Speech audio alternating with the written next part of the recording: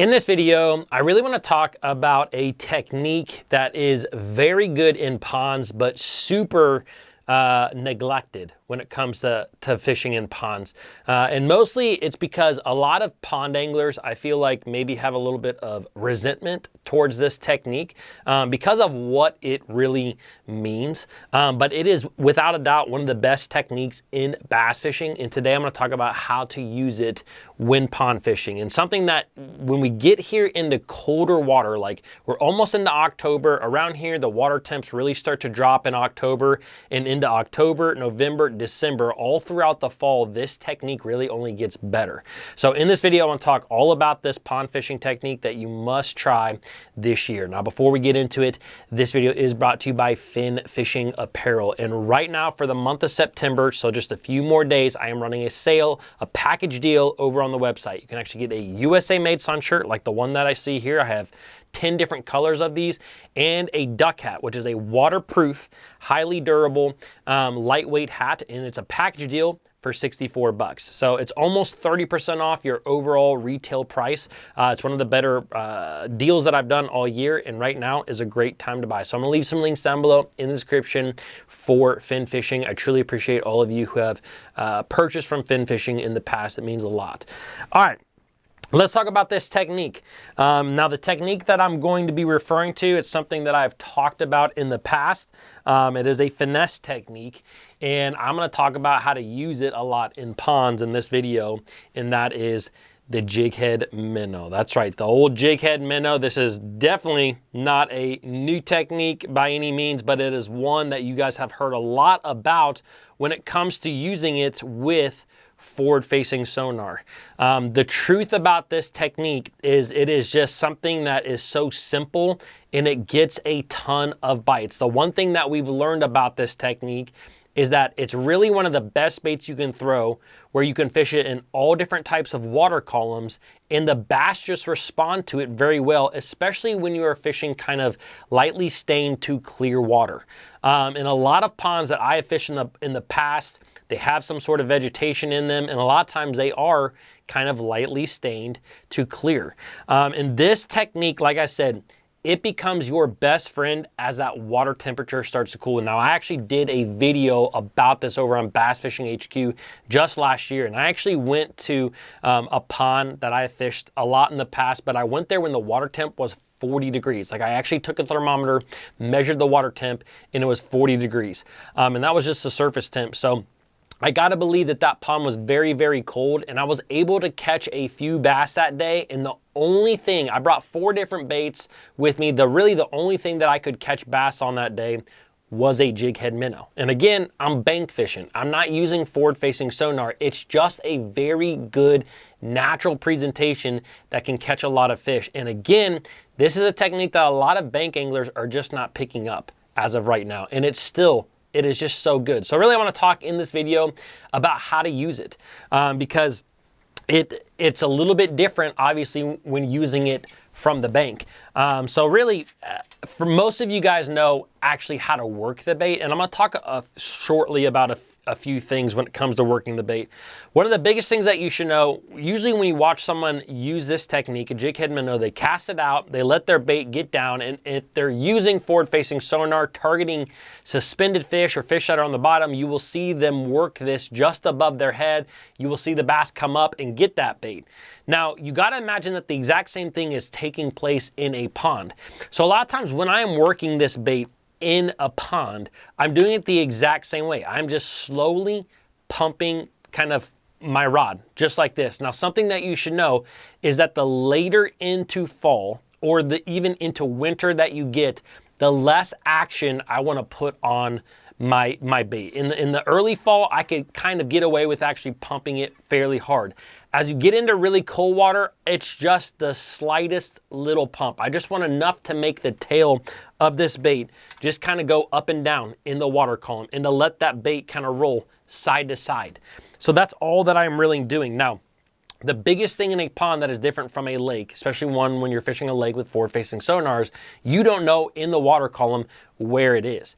But This kind of goes back to like things that we used to do all the time before forward-facing sonar, even in big lakes, is learn, you know, fall rates of your baits and learn how to work it in a zone, and also to check yourself. So that's what I want to talk about next, because when it comes to fishing this in a pond, one of the best things that you can do a lot of times is cast the bait out and count how long it takes to get to the bottom. You know, sometimes you'll be able to tell that it takes 4 seconds to get to the bottom, 5 seconds to get to the bottom.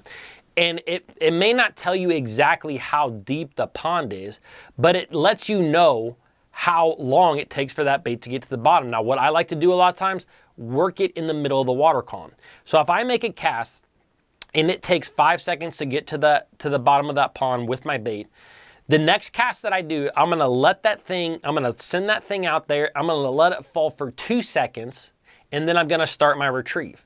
And so therefore I know about where in the water column that bait is. Now, obviously, one of the big parts of this, if you're reeling too fast, you're gonna rise that bait in the water column. It's going to rise, you're going to raise it in the water column.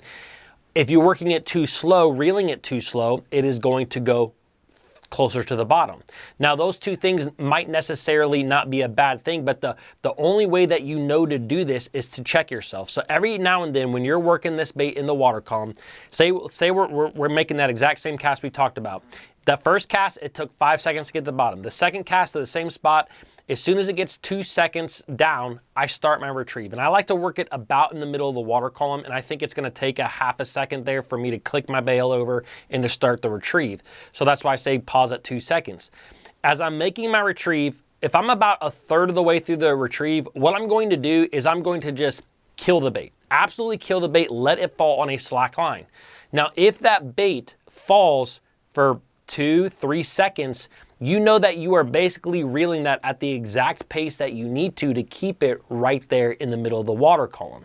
Now, if you happen to kill that bait and the bait only sinks for a second or barely sinks at all, you know that that bait is getting closer to the bottom. So you might be working it a little bit too slow, or vice versa. Maybe you kill it and what you realize is the bait was only about a foot below the surface and it fell for another 4 or 5 seconds, and you realize I'm working this bait too quick.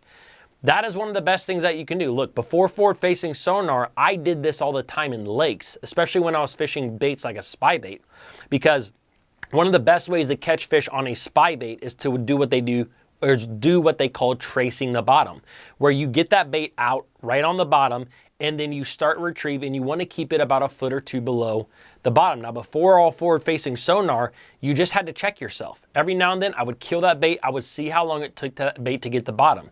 If I felt like I was within the strike zone of the bottom, I just kept on that pace. So this just goes back to a lot of old school fishing, but you're doing it with a technique that I feel like has this kind of negative connotation about it because so many guys use it with forward-facing sonar, but yet it is so good in ponds. And so that's the biggest thing with this technique that you can do. Now, I will say that overall, when it comes to the size of weight that you want to use, probably something in the 3/16 ounce weight for most ponds. For most ponds, that is probably about the perfect size. If anything, I would go a little bit lighter to an 1/8 ounce. That would be the two sizes that I would use the most. You might be able to get away with a 1/4 ounce in like this time of the year because you might be able to bring that bait a little bit faster through the water column. So again, everything in bass fishing, no matter whether it is a jig head minnow, a spinnerbait, a chatterbait, a jig, everything takes feel. Like everything that we do as an angler takes a little bit of feel to really understand that bait. So this is no different. Again, I just feel like it has a negative connotation because people are always assuming that you're using it with forward-facing sonar. The truth is, it is just a good bait way to catch fish. And as a matter of fact, in that video that I talked about, it was one of the only ways to catch fish. And I'll link that video at the very end. But real quick, before I let you guys go, I want to talk about the equipment that you want to use with this technique. This is the rod and reel and line that I have really enjoyed using with this technique this year.